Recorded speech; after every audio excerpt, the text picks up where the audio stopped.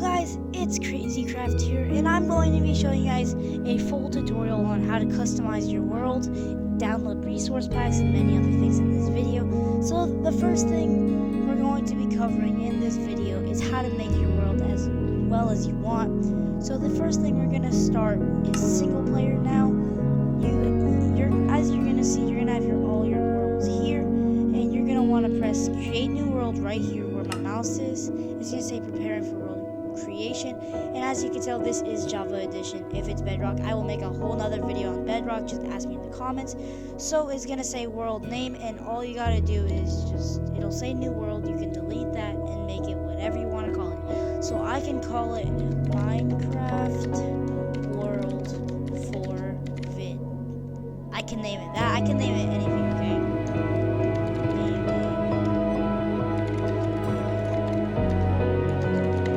You can name it anything you want, and then, so I'm just gonna say blah blah blah, and then also you have your game mode. You can have hardcore. Hardcore is basically where if you die, your world is lost forever. Creative is where you can build, and do whatever you want, wherever you want, whatever you want to do. You can fly, you can get infinite build materials, and things cannot hurt you or kill you. And that's including other players, so all hostile mobs, players, and everything else can't hurt you. Commands are like, as you can see, commands like /game mode, /experience. That kind of stuff is like saying /TP blah blah blah. So let's say I had a friend in the game that was called username J /TP to username J. That's commands. But if I allow commands off, you can't do anything like that, or change the weather, or give you items, or anything like that. Now you have 3 tabs up here. This is the game tab. Now you can scroll over to the world tab. It will be called world type default. So default will just be the regular Minecraft generation with hills and grass and everything. Super flat is where it's just going to be a flat world with nothing. It'll just be a flat block, and you can make it a block of your choice, and it'll just be a flat surface for the whole world. And then you can press customize, and you can make the layer material, and you can make everything different, whatever you want. Like I said, so you can customize this as much as you want. Grass top 1, dirt 2, and bedrock 3. You can make it bedrock at 6, dirt to like 4, whatever you want.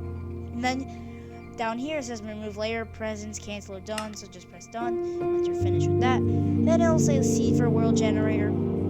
If you want to use a specific world, let's say your friend's like, oh hey, this world's so good, you should definitely use this for your new survival world. They can give you a seed, which all you gotta do is say /seed. It'll give you the seed, and then you can type that seed in here and play on their world. But it won't be playing with them, it'll just be playing with the same world generation. So you can't join the world by using this, but you can use the same world in terms of generation. Now generate structures is villages, pillager outposts, bastions, nether fortresses. Everything that counts as a structure is basically something with other creatures and mobs in it that can give you stuff. Like a nether fortress is a structure. So generate structures on villages, shipwrecks, and etc. But if I turn this off, nothing like that can actually spawn. So I'm just going to turn that on. And then for a bonus chest is basically this chest surrounded by 4 torches that will give you basic stuff. So let's say you're a complete noob and you do not know how to play the game, and you start out and do your first ever Minecraft world. You can go here to world tab, go to bonus chest, and turn it on. You will get free items and you'll get free items right when you spawn in, and you can use those items to get better at the game as you go. And then your next game, you can turn it off, and then you'll get better and better and better. Now there's another tab that is called more. These are game rules, so you can disable anything. Like this is where you have all the power. You can disable Elytra, which is a flying ability. You can respawn immediate. You can, throw ender pearls, vanish on death. Throw ender pearls, vanish on death. You can deal freeze damage, fire damage, and fall damage. So freeze is like powdered snow, fire is from lava and fire, and fall is obviously just fall damage. Keep inventory on, regenerate health. You have everything over here. Mobs, you can disable raids. Raids are basically stuff that will come from a village. If you, let's say you go to a villager outpost, which is like a dark oak cobblestone type looking structure,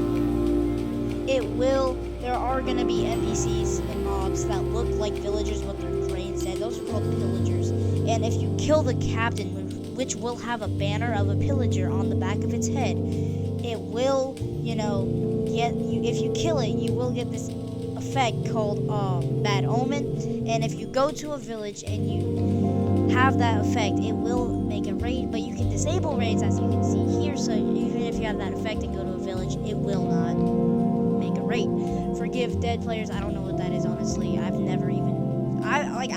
rarely go through this, spawn phantoms, mobs. Okay, so this is basically just all like mobs. So mobs are just any NPCs. Some entities might have separate rules. Wandering traders, wardens, pillager patrols. This is the same thing I was just talking about. Drop blocks. Dropping blocks is like, I don't know how to say this.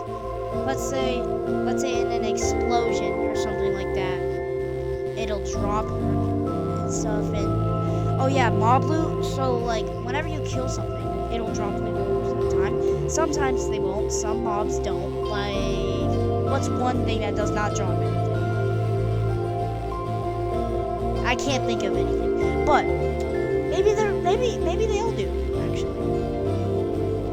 Or no, does axolotl drop anything? You know what? We'll save it for another. Anyways, yeah, drop mob loot. If you kill something, most likely it'll give you something other than the axolotl. I don't know, and you can disable that. So if you kill something, you won't get anything from it, but that means no food or anything. Drop blocks. If you break something, it won't give it to you.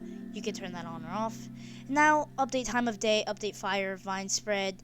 This is basically saying, this is random stuff across the game that's like just, like vine spread, like vines will grow. You can turn that off if you want. They do get a little annoying.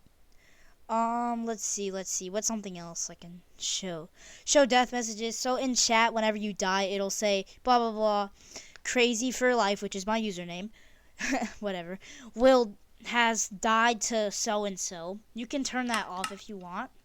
And then you can have miscellaneous. This is like, miscellaneous means random junk drawer type stuff. Like, you'll just throw it in with everything, and everything's just random. Now, debug info. Whenever you turn debug on, it'll show you all chunk borders and everything like that. You can reduce it and make it lower. And then command content, basically the max. It says it right there, maximum number of contents that can be used by commands like execute as. And then this will connect to command blocks and functions. And then yeah, so all these global sound effects. These are like the sound effects that storms would make, weather and all that other stuff. And now you have spawn chunk radius, the amount of chunks that will be spawned in the overworld spawn position right when you spawn. So yeah, that's all with more. Experiments. You can have experiments. You can have new features and content for Minecraft 1.21 on. Although experiments can actually break your world. So if you have like a really good world, right? Like a really good world, you've been playing on it for a long time, and you turn all of these on, I would not, because it sounds really cool.